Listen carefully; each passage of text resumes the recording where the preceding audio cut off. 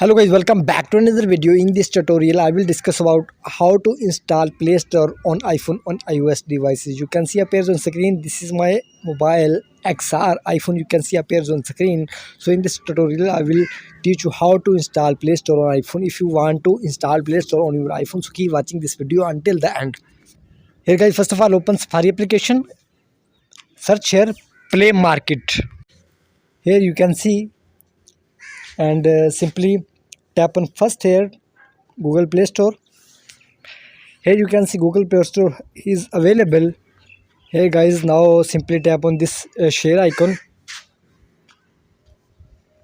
and scroll up, add to home screen, and here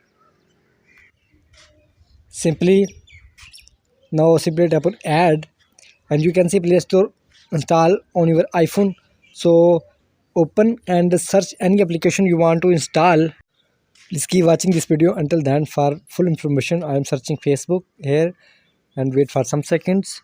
You can see Facebook available. Tap on install. Here's the main part of this video. Sign in your Google Play Store account. Here, after logging my Google Play Store account, wait for some second. You can see you cannot install Google Play Store apps on your iPhone.